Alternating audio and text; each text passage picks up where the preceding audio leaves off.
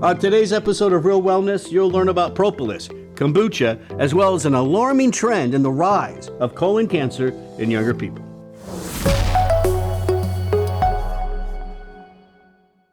So what is bee propolis? Quick note, it's not honey. All right, so let's talk about how bee propolis is not honey. Not honey, although I like honey. Well, of course we do. We all do. That's great, right? But listen, this is kind of a new category for me. Mm-hmm. What is this? It's part of the honeycomb, their home, No, so, okay. How does this work? Clarify. So honey, we know that's food for the bees. You think of bee propolis as bee glue. This is a structural material where they maybe go out and they collect different plant compounds. It's like a resin type of supplement. They collect sap and they just put this all together and they use it to protect and insulate and fortify their homes. So this is more of like a structural component. Okay. It is not sweet. It's not like honey in flavor. So these are two things products from bees serving different uses for the bees. And I guess what the idea here is, because it's coming from so many different like you said, plant sources, there's good nutrition absolutely in it. That's and so we're drawing that out of this resin type thing. That's it. And using it. And we can extract some of those beneficial polyphenols and flavonoids and all these good plant compounds. Yeah. And then we can ingest this propolis, and one of the main health benefits is its benefit to your immune system. Yeah, that has partly a role of honey too, right? Immune system, allergies, all that. But I think this is a little more distinct from honey, right? And so when we talk about immune benefits, what do we know about it? Like what's the research showing us? Yeah, well, we see antimicrobial, immunomodulatory. That's something that we're seeing with the propolis, which is nice. It can kind of boost the immune system and maybe calm it down. There's a regulatory effect there. Right. Yeah, so we do see that as a unique component of the propolis. Of course, as we mentioned, anti-inflammatory and antioxidant properties. Used in respiratory tract infections, immune system support, obviously, like we just said, oral health. That's interesting. That is interesting. Skin health and other potential health benefits are being studied. What about direct viral attacking ability? We've seen that as well in research, that it can have a direct antiviral effect on many different types of viruses. So what do you think? So how are we? Is it just a capsule? Is it a tea? Is it how are we taking it? So or could it be all two of that? different. It could be all of the above. We do have research. I believe this research is with an oral spray. Okay. And the oral spray is more of supporting immunity acutely. Like, you're feeling like you're not well, and then you take it and it works right away. Some of the capsules are kind of standardized differently, where it's more of you take it all the time, year round, supporting overall immune system benefits. So you could do it both ways. You could do acute, and maybe that's all you want it for, or it could be an everyday thing for you as well. Yes. So there is a study here, right? We have a main study. This is a study with an oral spray, a randomized double-blind placebo-controlled trial, 8-week study, 122 healthy individuals with mild upper respiratory tract infections. So this is when we're talking acutely, these individuals are sick. Yeah. They feel something going on. Oh, yeah. They have an infection. Yeah, okay. 58 received an oral spray that contained propolis that had a standardized polyphenol content, and then the other half placebo, roughly half.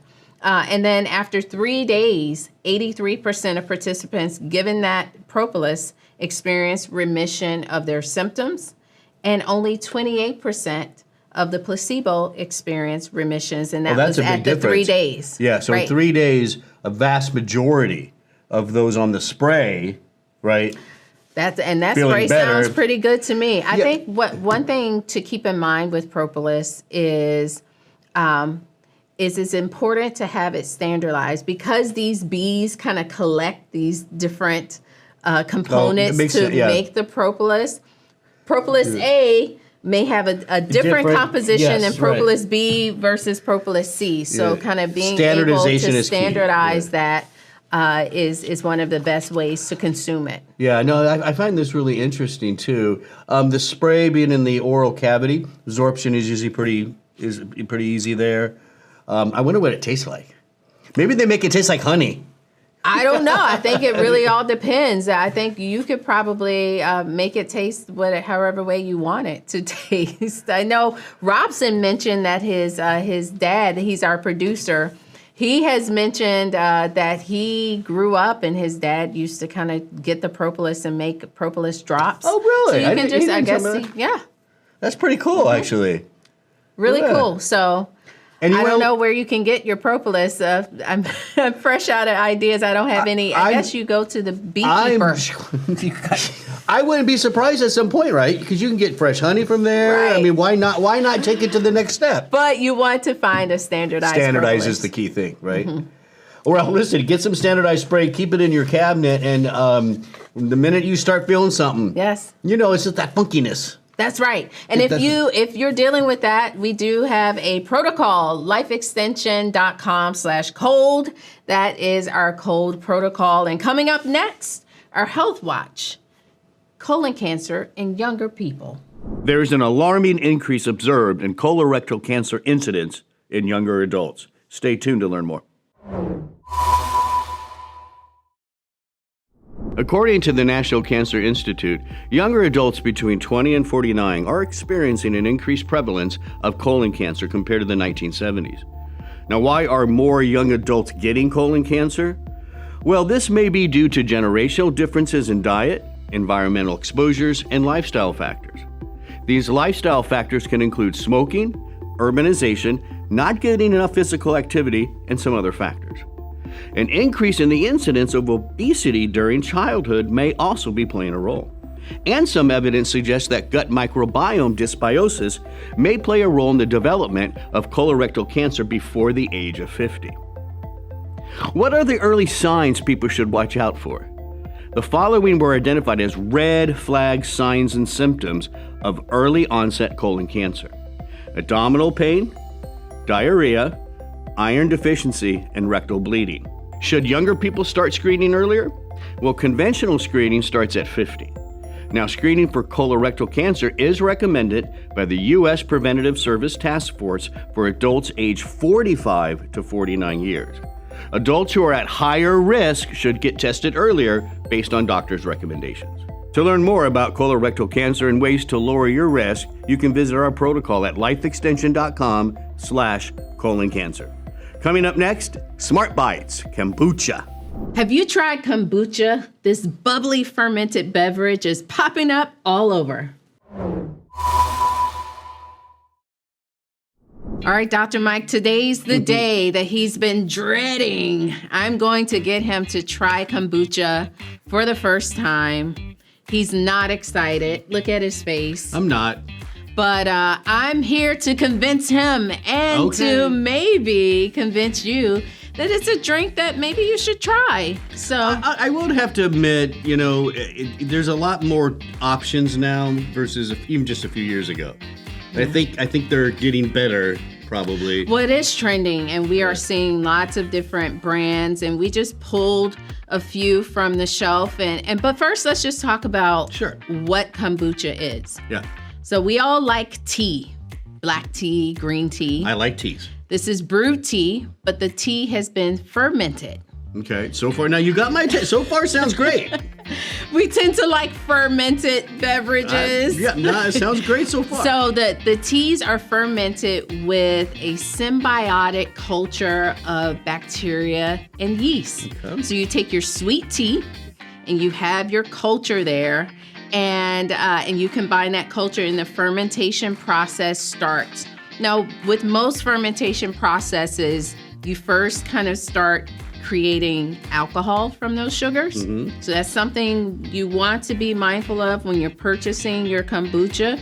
There are certain versions that have a little bit of alcohol. That have a little bit of alcohol, not a lot, but you will see that they kind of are in a different section of the store. But generally speaking, they are most of them are considered non-alcoholic, meaning that if there is alcohol in it, it's a very, very small right, amount. 1%, maybe 2%, very low percentage of alcohol. And then from that fermentation, then you start creating acetic acid. That's that main component in vinegar. And we've had shows about vinegar and acetic acid and some of the health benefits. No problem with any of this so far. Okay, I have no so far, problem so with it. good. Yeah, this is all, I agree. Yes. All good information, right? Yes. So what we wanted to see, when you look at all of that, a lot of people like to drink kombucha, one, because there's lower calories.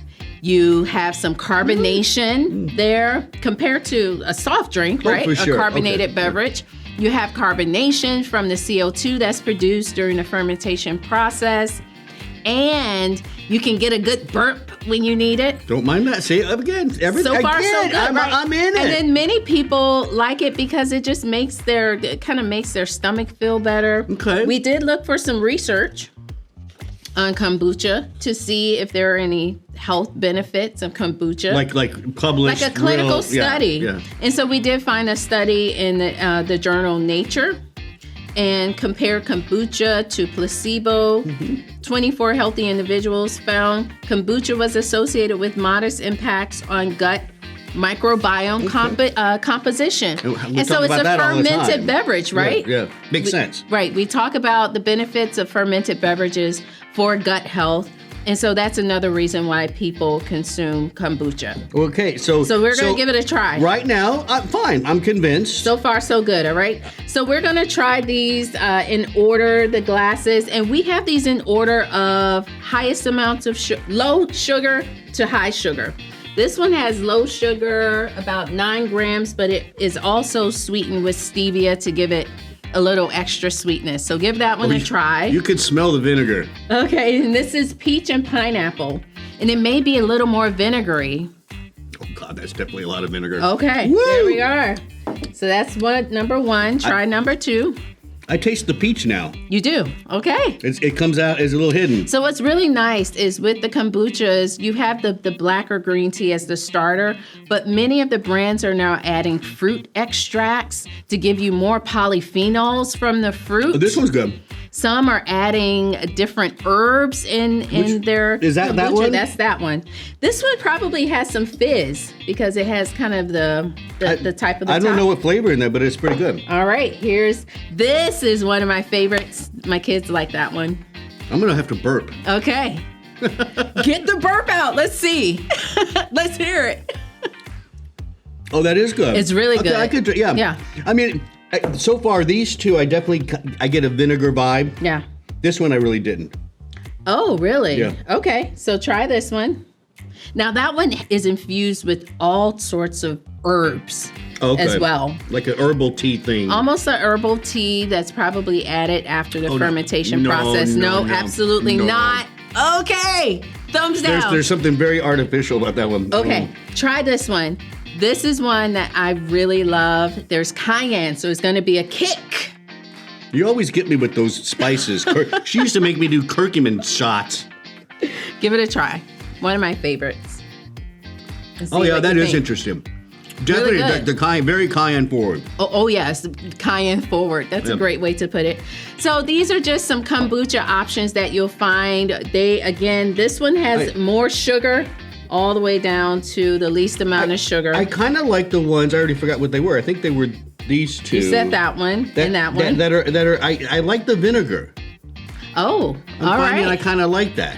Well, here you are, kombucha. This is our kombucha review, supporting your healthy gut microbiome. Maybe you can give it a try and tell us what you think. And if you're looking for a gut add-in, maybe tried and true, you may consider a multi-probiotic Always a good option choice. Always and a add good choice. in to guarantee you're getting a good amount of healthy bacteria. Yeah, don't we have a protocol we can send to them? I think we had looks like the best probiotic foods over at lifeextension.com. Yeah, so check it out at lifeextension.com. And coming up next, our Wellness Win.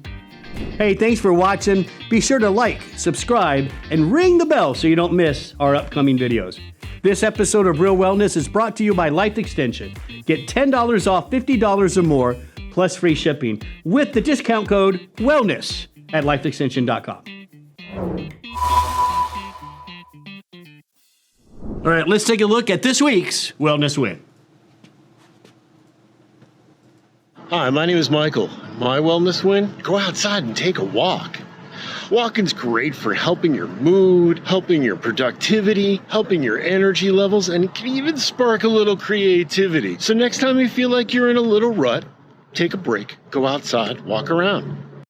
Michael. He's doing this. He's one of our writers. He helps with our scripts, and he's out. Hopefully, he's coming up with some creative ideas for our next script. Yeah, what do you think? I love that, though. Just getting out, especially when you kind of, when there's times in the workday where you just hit that slump, you just hit that wall, and there's no reason just to keep sitting there. Oh, so true. Get up. Well, we often do that. I go out and I have my one-to-ones outside. We trot the lots, what we call it, and I love it. I like how he just said, "Why not?" Yeah, for sure. Thank you, Michael. Do you have a wellness win? Because that could be you right there. You can send it in to wellnesswin at lifeextension.com. Thanks for watching. We'll see you next week.